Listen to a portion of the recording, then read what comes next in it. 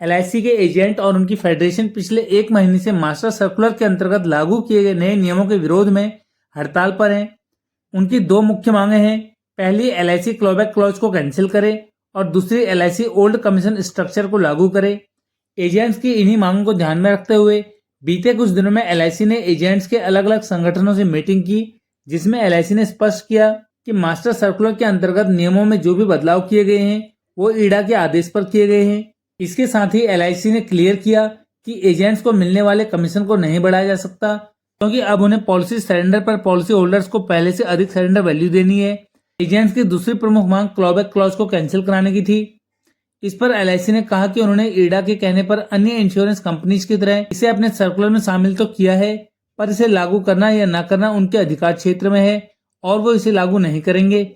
LIC द्वारा दी गई जानकारी के अनुसार अब ये स्पष्ट हो गया है कि एलआईसी अब ओल्ड कमीशन स्ट्रक्चर को लागू नहीं करेगी और दूसरी तरफ क्लॉबैक क्लॉज पर एजेंट्स को राहत दी गई है।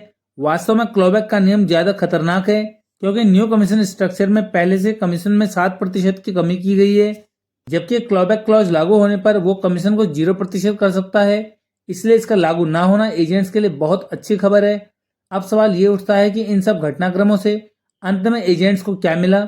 एजेंट्स ने 1 महीने अपने काम का नुकसान किया, मानसिक परेशानियां झेली और अंत में एलआईसी अपने रुख पर कायम है। सोशल मीडिया के अलग अलग प्लेटफॉर्म्स पर यह अफवाह उड़ाई जा रही है कि एजेंट्स का आंदोलन समाप्त हो चुका है, जबकि लाखों एजेंट्स अभी भी नए नियमों के विरोध में हैं। वैसे भी जब एजेंट्स की कोई मांग मानी ही नहीं गई तो आंदोलन खत्म कैसे हो गया। एजेंट्स की हड़ताल की बात करें तो उसमें अभी तक सफलता न मिलने का एक प्रमुख कारण एजेंट्स के बीच एकता की कमी रही। वास्तव में शुरू से ही इंश्योरेंस एजेंट्स 2 हिस्सों में बटे हुए दिखे।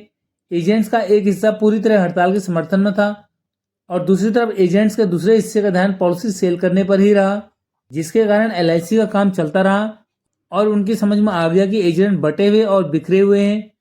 कुछ एजेंट्स ने नए नियमों का ये कहते हुए स्वागत किया कि इनके लागू होने से लाइफ इंश्योरेंस सेक्टर में गलत तरीके से काम करने वाले एजेंट्स बाहर हो जाएंगे, रिबेट देने की प्रथा से छुटकारा मिलेगा और उन्हें काम करने में आसानी होगी।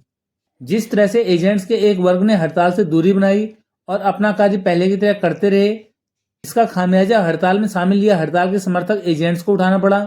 अब अगर यहाँ से यह आंदोलन कमजोर पड़ता है तो फिर एजेंट्स के पास 2 ही विकल्प बचेंगे। पहला, नए नियमों के साथ समझौता करके पहले की तरह काम करते रहें और दूसरा, एजेंट का काम छोड़ दें। ऐसी परिस्थिति में एक एजेंट के तौर पर अब आपका अगला कदम क्या होगा और अब एजेंट्स को क्या करना चाहिए, कमेंट करें। वीडियो में दी गई जानकारी पसंद आने पर इसे लाइक करें, क्योंकि आपके द्वारा किया गया प्रत्येक लाइक हमें इसी तरह की और भी इंफॉर्मेटिव वीडियोस बनाने के लिए मोटिवेट करता है। मिलते हैं अगली वीडियो में इसी तरह की कुछ नई जानकारियों के साथ। पूरा वीडियो देखने के लिए धन्यवाद।